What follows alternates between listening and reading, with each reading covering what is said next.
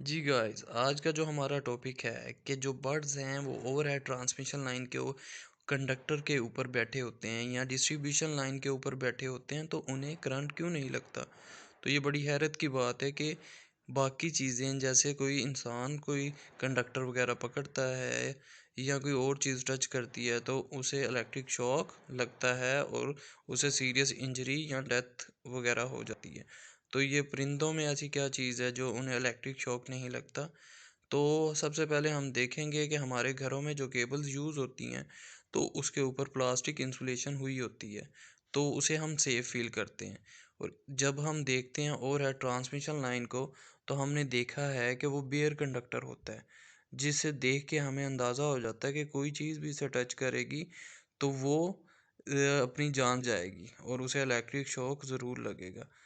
But जब हम देखते हैं कि परिंदे कई दफ़ा इलेक्ट्रिक लाइंस के ऊपर बैठे हुए हैं तो हम हैरान हो जाते हैं कि इनमें ऐसी क्या चीज़ है जो इन्हें इलेक्ट्रिक शॉक नहीं लग रहा। इवन कि वो जो कंडक्टर है उसके ऊपर इंसुलेशन भी नहीं है। तो सबसे पहले हम इलेक्ट्रिकली देख लेते हैं कि इलेक्ट्रिक शॉक किन चीज़ों को लगता है और किन वजह से लगता है। तो इसमें 2 चीज़ें मेनली हैं। एक है कि मटेरियल ऑफ ऑब्जेक्ट के जो ऑब्जेक्ट है उसका मटेरियल कैसा है। अगर तो वो कंडक्टिंग मटेरियल है तो उसे डेफिनेटली इलेक्ट्रिक शॉक लगेगा, क्योंकि वो इलेक्ट्रिक करंट को अपने अंदर से पास करेगा और उसे इलेक्ट्रिक शॉक लगेगा। और अगर तो मटेरियल है नॉन कंडक्टिंग मटेरियल ऐसा होगा जैसे कोई लकड़ी है, कोई रबर है, कोई प्लास्टिक है या इस तरह का कोई मटेरियल है, पेपर वगैरह है, तो उसमें से करंट पास नहीं करेगा। तो अगर तो हमारा जो कंडक्टर है वो टच कर रहा है नॉन कंडक्टिंग मटेरियल को तो उससे करंट नहीं लगेगा। तो वो बेसिकली हम देखते हैं कि मटेरियल ऑफ ऑब्जेक्ट कैसा है। तो हमने देखा है कि परिंदों के जो पाँव हैं या उनकी बॉडी है उनमें क्या है, हाई रेजिस्टेंस होती है। तो बेसिकली जब वो एक फेज़ पे बैठते हैं तो हमारे जहन में आता है कि इनकी जो बॉडी है या इनके जो पंजे हैं, ठीक है, तो वो हाई रेजिस्टेंस उसमें होती है। और हमें ये भी पता है कि जो करंट है वो क्या फॉलो करता है, वो पाथ फॉलो करता है जिसमें लो रेजिस्टेंस हो। तो वो हमारे कंडक्टर में लो रेजिस्टेंस है तो इजीली उसमें से पास कर जाएगा और वो जो बर्ड है उसकी बॉडी को कुछ भी नहीं होगा। ठीक है, क्योंकि उसमें करंट पास नहीं करेगा तो वो सेफ रहेगा।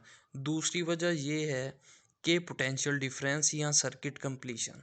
ठीक है, आपने देखा है जब सर्किट कंप्लीट होता है, आपने अपने घरों में भी देखा है, आपने देखा है 2 वायर्स होती हैं, एक रेड होती है और एक ब्लैक होती है।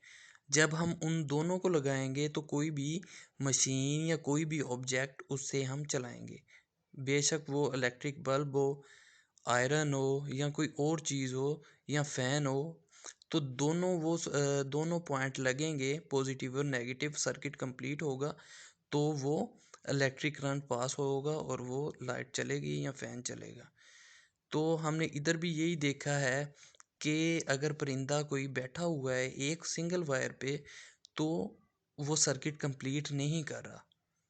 ठीक है, तो अगर कोई हमने देखा है कि कोई बड़े परिंदे होंगे तो वो अगर एक फेज़ पे बैठे हुए हैं उड़ने के लिए वो अपने पर को फैलाएं तो दूसरे फेज़ के कंडक्टर पे उनका पर लग जाए या उनकी बॉडी लग जाए तो वो 2 फेज़ के अंदर एक सर्किट कंप्लीट कर लेंगे और और वो उधर ही उनकी डेथ हो जाएगी। या कोई ऐसी चीज़ है जैसे आप देख लें कोई यानी कि स्नेक वगैरह है वो किसी एक फेज़ पे है।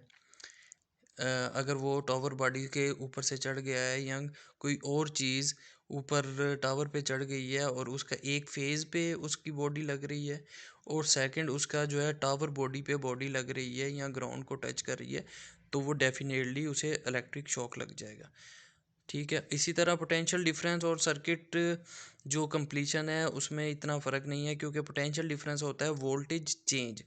तो वोल्टेज चेंज तभी होगा जब एक फेज़ से दूसरे फेज़ पे हमारी बॉडी लगेगी, तो वोल्टेज जो हाई फेज़ से जो हमारा ग्राउंड वायर या दूसरे फेज़